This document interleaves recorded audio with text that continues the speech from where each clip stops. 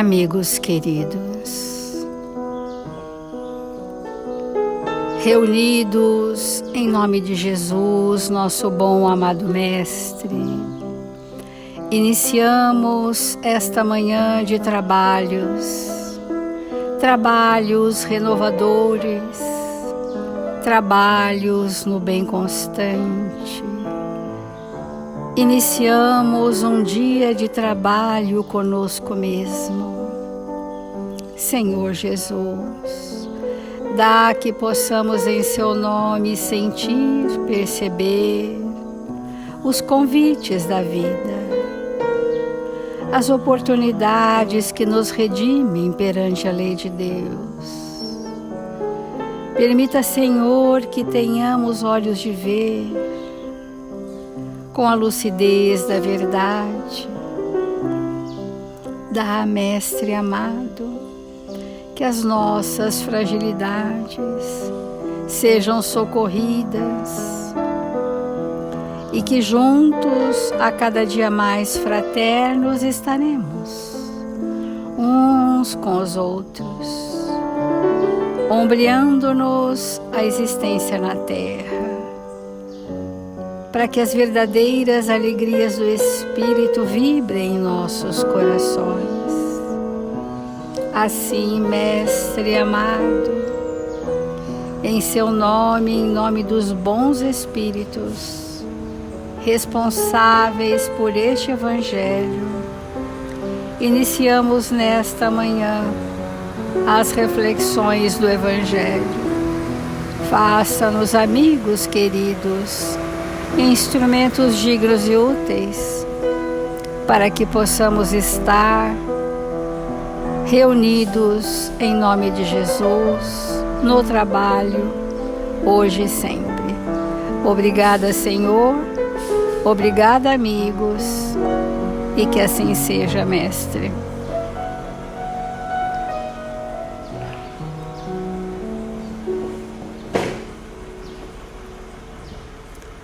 Do Evangelho segundo o Espiritismo, o capítulo 8, Bem-aventurados aqueles que têm puro o coração. E na instrução dos Espíritos, nós estamos no item Bem-aventurados aqueles que têm os olhos fechados. Meus bons amigos,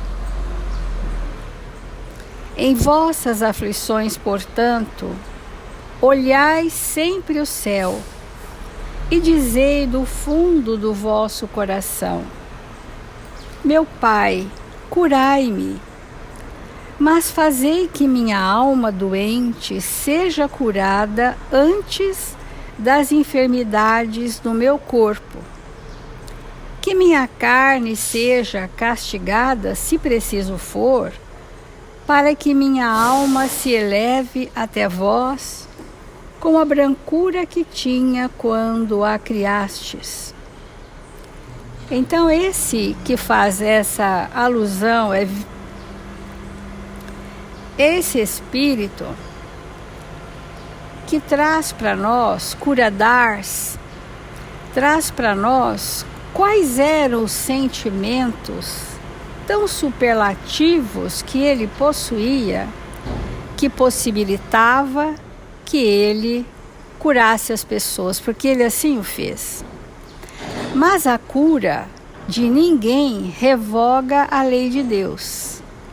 A cura, promover o alívio do mal que acomete o outro, é uma ação da caridade. Então, os espíritos extremadamente caridosos são extremadamente amorosos. E, portanto, a amorosidade, na forma da caridade, por exemplo, é um estado harmonizado com a lei divina. Ora, se eu tenho internamente um estado harmonizado com a lei divina, clarissimamente nós podemos operar dentro da lei, tão somente dentro da lei de Deus. E isto faz toda a diferença em nossa vida, porque quando ele disse assim: Curai-me, mas fazei que minha alma doente seja curada antes da enfermidade, está falando aqui da causa da enfermidade e não do sintoma que as enfermidades adquirem, né, no nosso corpo físico. Ontem nós falamos que as nossas dificuldades extremadas perante a lei formam no nosso perispírito lesões, chagas morais. E essas chagas morais, essas lesões formadas no nosso perispírito, chegará um dia que nós necessariamente teremos que nos ajustar com a lei, porque isso é um trabalho nosso com a lei, que é o ajuste e a reparação. E esse trabalho ninguém de nós estará isento de fazer consigo mesmo. Então, mas aqueles que estão no nosso entorno e que já vivenciam a lei divina, eles é que são os que nos auxiliam a caminhar, nos auxiliam a pensar diferente, nos evangelizam, comungam conosco para que a gente se fortaleça e são capazes, sim, de aliviar os nossos males e até de curar muitas doenças. Mas a parte que nos cabe de ajuste ficará pendente para uma outra oportunidade. Há uma diferença grande entre drenagem do perispírito, que é quando já houve resolução de ajuste com a lei, e aquela enfermidade apenas está passando filtradamente para o corpo físico para uma resolução profunda, que é diferente de somatização, que é aquilo que está também no meu perispírito e que vem para o corpo físico como uma somatização, mas eu não estou drenando, porque ainda não estou fazendo transformações de ajuste com a lei, estou só somatizando as doenças. Nós vamos falar bastante sobre isso ao longo desses dias, porque é muito diferente. Duas pessoas podem passar por uma mesmíssima enfermidade. Uma pode estar drenando, que está resolvendo questões seculares, a outra pode estar apenas somatizando, e que melhora aquela doença, vem outra, porque ela está plasmando no corpo físico as questões que não foram resolvidas arquissecularmente no seu perispírito. Portanto, quando é uma prece, né, que o Cura-D'Ars faz, curai-me, mas fazei que minha alma doente seja curada antes das enfermidades. Então vamos pensar nos processos expiatórios. A pessoa está passando por uma enfermidade, expiação. Quando nós formos espíritos dóceis às leis de Deus, seremos resignados, entenderemos que aquela doença, que aquela expiação na forma de doença é o maior bem da minha vida, embora seja uma dor. É uma dor para o espírito, mas é o maior bem da minha vida, porque eu estou ali sim renovando energias doentes através de uma inibição congênita, através de um cerceamento da liberdade e várias situações próprias da expiação. Chegará um ponto, olha que o Cura-D'Ars fala aqui, chegará um ponto de evolução de resignação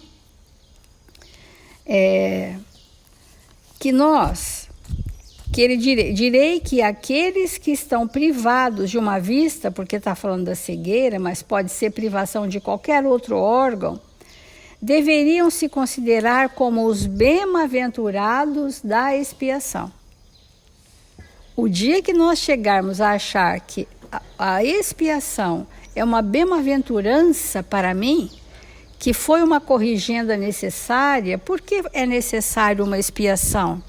Porque eu não tenho recurso moral para caminhar sem isto, não tenho.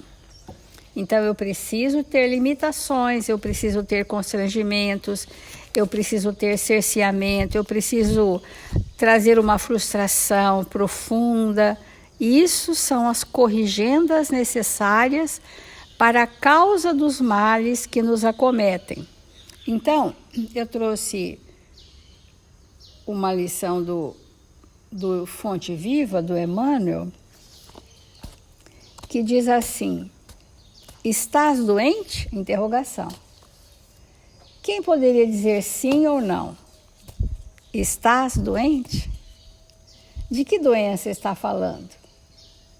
Né? Está falando das doenças da alma, do espírito, né? Então, diz assim: e a oração da fé salvará o doente e o Senhor o levantará.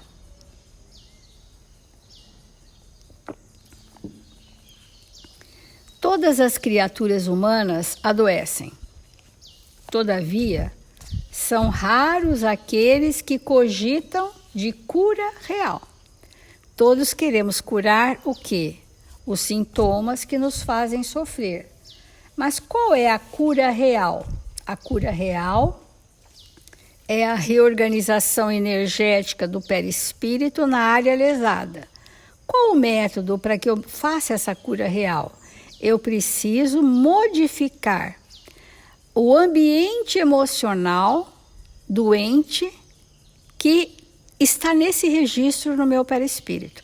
Então, eu tenho uma memória imantada de emoções doentes, de emoções cruéis, às vezes, de emoções aflitivas. E o que eu preciso? Renovar as emoções que entumeceram aquela memória, criando hoje, no presente, uma vida absolutamente contrastante positivamente com o que eu vivi naquela memória perispirítica. Porque é no perispírito que estão as nossas memórias e, portanto, as nossas enfermidades. Olha que interessante. Quando a gente fala assim, olha, nós viemos para chegar num objetivo existencial que Jesus, através de espíritos superiores, traçaram para nós, eu preciso saber qual é, para eu não caminhar às cegas. Eu preciso saber a que vim. Eu preciso saber o que trago comigo, para que eu possa ir pontualmente naquela questão e construir hoje um estado de sentimentos tão contrastante com o que eu trouxe, que eu vou me curando. Os espíritos amigos vão me ajudando a me curar, vão me socorrendo, vão aliviando as dores, e é nisso que encontra a providência divina. A providência divina chega para nos socorrer à medida em que nós também estamos fazendo a nossa parte, né? Então, se te encontras enfermo, não acredites que a ação medicamentosa através da boca ou dos poros te possa restaurar integralmente. Nós temos que considerar a bênção que é a medicina, a bênção que tanto nos alivia de tantos males, mas nós estamos falando da cura real, que é restaurar integralmente a área lesada. Diz Emmanuel, o comprimido ajuda, a injeção melhora, entretanto, nunca te esqueças de que os verdadeiros males procedem do coração. Então, qual é a causa das nossas enfermidades? As emoções corrompidas, as atreladas às sensações viciosas. É isto que nos adoece verdadeiramente. A mente é fonte criadora. A vida, pouco a pouco, plasma em torno de teus passos aquilo que desejas. De que vale a medicação exterior se prossegues triste, acabrunhado ou insubmisso? Então o socorro veio. O socorro medicamentoso chegou para nós, mas o espírito não mudou o padrão dos sentimentos, o padrão do pensamento. Não mudou, continua triste, ou revoltado, ou indignado, ou insubmisso. Então, o tom vibratório da emoção que ele veio transformar permanece. Aquela característica de ser permanece. Então, de outras vezes, pedes o socorro de médicos humanos ou de benfeitores espirituais, mas, ao surgirem as primeiras melhoras, abandonas o remédio ou abandonas o conselho e voltas aos mesmos abusos que conduziram à enfermidade. Isso mostra Jesus. Ontem nós falamos que Jesus dizia: vai e não tornes a pecar, para que ele mudasse esse padrão vicioso do pensamento e das emoções. E por isso que muitos que Jesus curou voltaram a reincidir nas enfermidades, porque sendo a matriz das enfermidades íntima, estas eu vou me ajustar com a lei. E eu preciso fazer esse movimento. E na casa espírita, a gente observa, às vezes uma pessoa chega com extremadas necessidades e ela vai recebendo ao longo do tempo um grande alívio. E assim que ela recebe os primeiros alívios, ela abandona a casa, abandona a leitura, abandona os propósitos, abandona. E isso revela o nosso imediatismo, né? Que nós temos ainda para alívio dos nossos males. Como regenerar a saúde se perdes longas horas na posição da cólera ou do desânimo?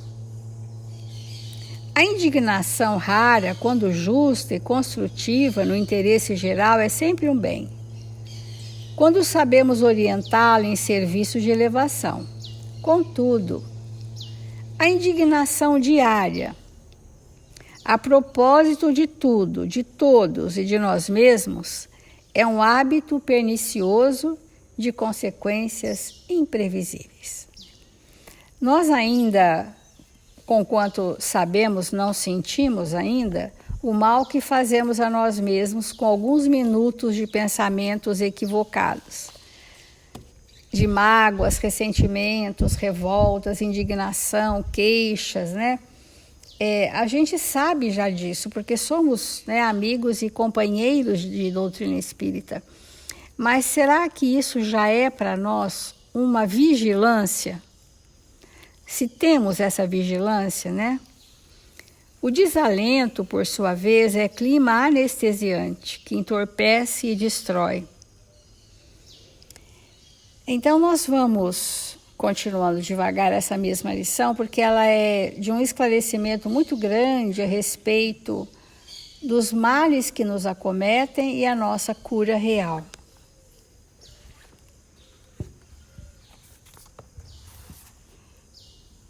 É muito importante, amigos, nós refletirmos nessa pergunta que trouxe o texto que a Célia leu, estás doente? Porque nós vamos ver ao nosso lado pessoas com enfermidades, porém não doentes. Porque a enfermidade, ela atinge muitas vezes os nossos tecidos, o nosso organismo, mas não alcança o nosso estado de alma. Não modifica, não altera. E então é muito importante mesmo perguntar se nós estamos doentes. Nós sabemos que o Chico tinha algumas enfermidades, mas nunca esteve doente. Então, e às vezes nós olhamos para uma pessoa, não detectamos nenhuma enfermidade, ela não está com febre, ela, ao fazer os exames bioquímicos, não se detecta nada, mas ela está profundamente doente. Pela raiva, pelo ódio, pelo ressentimento, pela ausência do perdão, pelo estado constante e ininterrupto de irritação, pelo pessimismo. Tudo isso é um estado profundo de doença. Então, é importante nós despertarmos de manhã e perguntarmos se estamos doentes. E se estamos, como vamos iniciar a nossa cura. Porque o estado natural do espírito é de saúde, é o estado da saúde. Então, retomando a um texto que nós iniciamos ontem, do livro intitulado Caridade, da lição 26, Na Trilha do Resgate, Emmanuel diz assim: achamo-nos muitas vezes magneticamente acorrentados a celas de prova.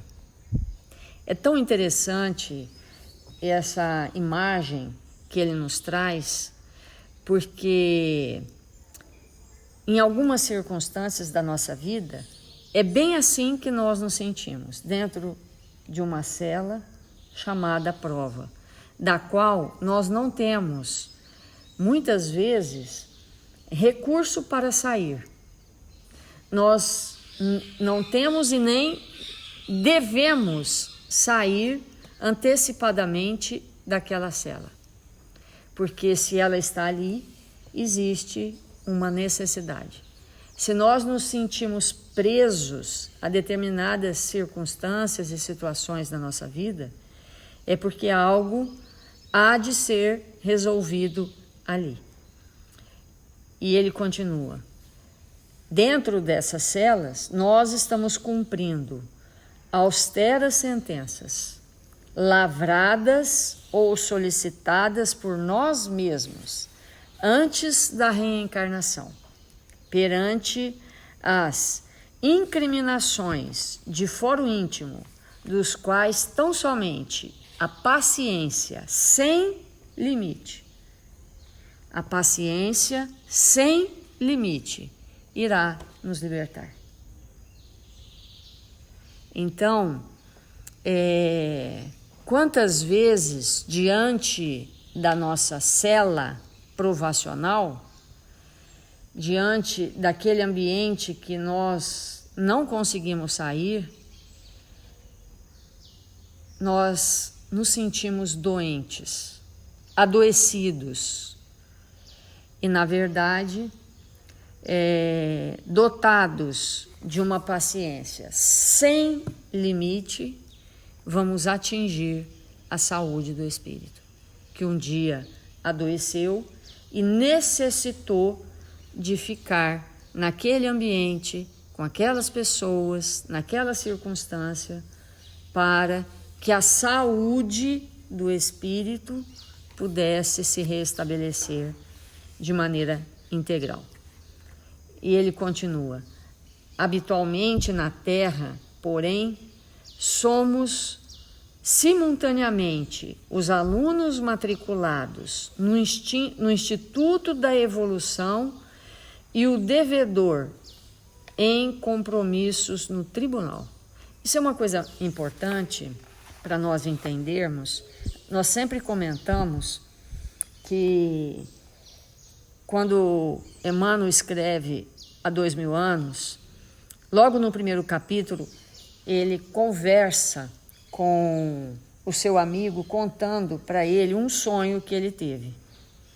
E nesse sonho, ele entra num tribunal. Ele se sente entrando num tribunal. E é claro que o maior tribunal que existe no mundo espiritual é a nossa própria consciência.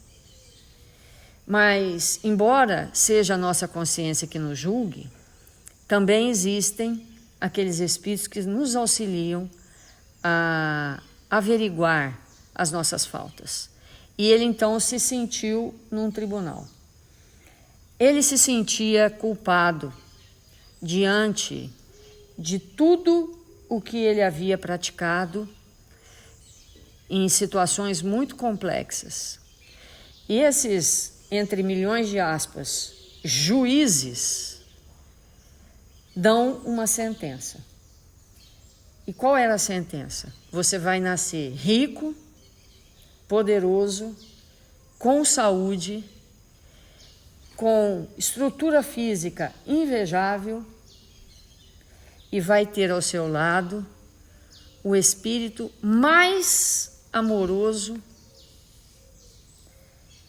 que você pode imaginar, que será a sustentação dos seus dias. Olha que importante nós entendermos isso, porque para o espírito se redimir, para o espírito encontrar a sua saúde, ele teria que entrar em contato de novo, uma vez mais, outra vez, com todos os elementos que um dia o fez se perder no caminho do bem, do caminho do bem. Então, é importante, às vezes, nós estamos numa situação que a gente diz assim, nossa, não tenho problema nenhum, nossa, não tenho dificuldade nenhuma, nossa, eu vejo tanta gente em situações tão angustiantes e parece que a minha vida é como se fosse um céu de brigadeiro, sempre azul. E então, essa é a sentença, né? Porque às vezes nós precisamos de uma existência assim para dar real aproveitamento a tudo que uma existência nessa circunstância nos oferece.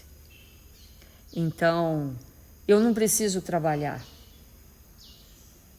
porque eu tenho bastante recurso, mas eu vou trabalhar mais que todo mundo. Eu não preciso cuidar tanto da minha saúde, porque eu sou saudável até o último nível, aí que eu vou cuidar com mais força. E assim tudo, né? Porque às vezes nós pensamos que quando somos abastecidos por coisas extraordinárias na nossa vida, a gente pode descuidar. Às vezes a prova é justamente essa, né? Dar total aproveitamento aos recursos que o Pai nos oferece. Então, ele continua esclarecendo para nós, dizendo assim: habitualmente na Terra, somos simultaneamente alunos matriculados no Instituto da Evolução e o devedor em compromisso no tribunal. Lutamos pela aquisição de conhecimento, carregando em contrapeso o fardo das dívidas que nos compete ressarcir. Tolera com serenidade o carnicão dos males que porventura te assolam a vida.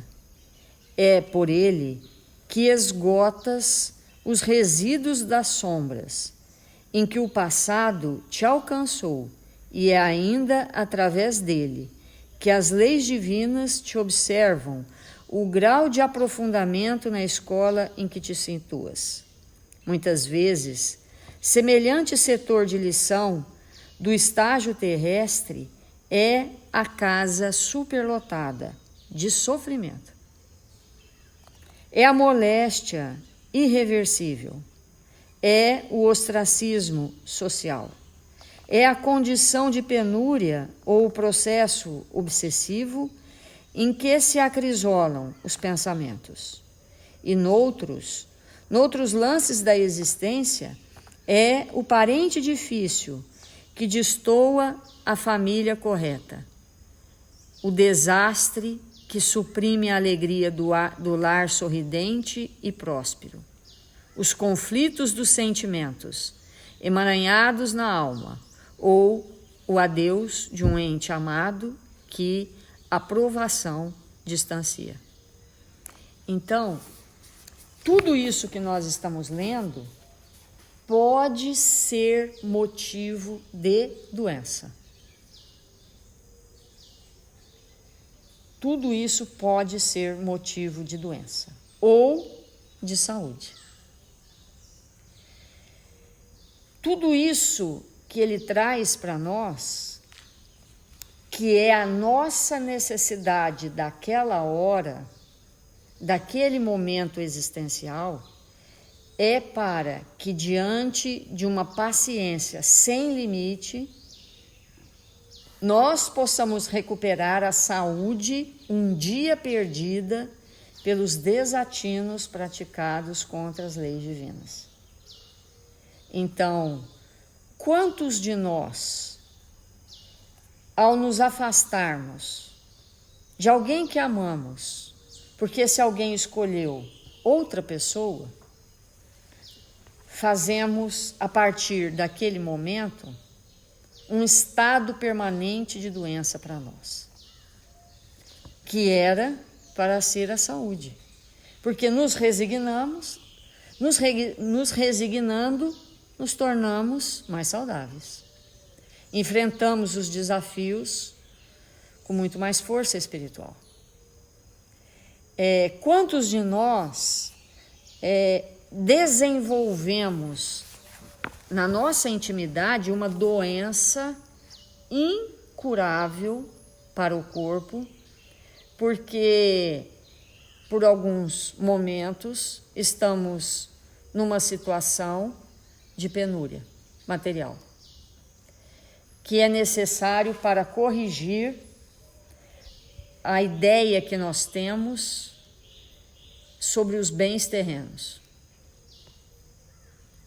Quantos de nós parte para o suicídio porque alguém retornou ao mundo espiritual em função da sua hora chegada e nós julgamos que não tínhamos condição ou não temos condição de prosseguir? Então, estás doente? Como a Célia leu, é uma pergunta que nós temos que fazer. Vamos refletir nessas questões que estamos abordando.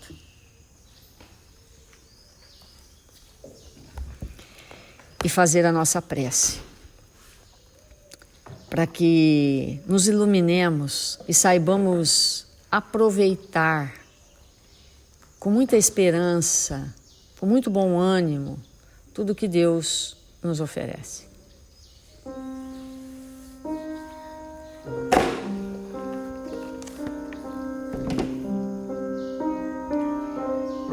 Jesus, divino amigo das nossas vidas, nesta hora abençoada do nosso dia, que nos encontramos em seu nome e estamos desejosos de sentir a sua presença, queremos te agradecer por tudo que a vida nos tem ofertado para nos fazer espíritos mais fortes, mais amorosos, mais dispostos ao bem e à fraternidade. Que saibamos aproveitar o nosso dia de hoje, servindo e amparando todos aqueles que nos cercam. Rogamos ao seu amparo generoso que possa nesta hora envolver todos os nossos irmãos que sofrem, que se encontram doentes, necessitados de amparo, de luz, de bom ânimo e de esperança. Que nesse instante, Senhor, as vibrações do seu amor nos alcance, nos fortalecendo, para que possamos dar o melhor de nós onde nos encontramos. Abençoe e ampara todos os nossos irmãos registrados nos cadernos de vibração da nossa casa, para que eles possam ser envolvidos nesta hora pelo bom ânimo, pela esperança, superando as suas dificuldades íntimas. Visita, Mestre, nossos irmãos doentes, necessitados de amparo, que se encontram nos seus lares, nas enfermarias, nos hospitais, e lança sobre eles as vibrações mais saudáveis colhidas na natureza.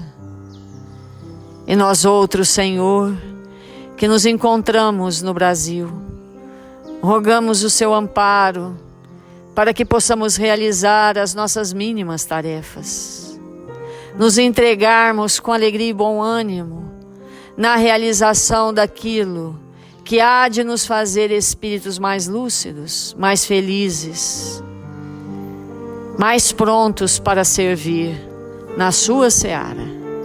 Que o Senhor nos abençoe e nos fortaleça, hoje e sempre.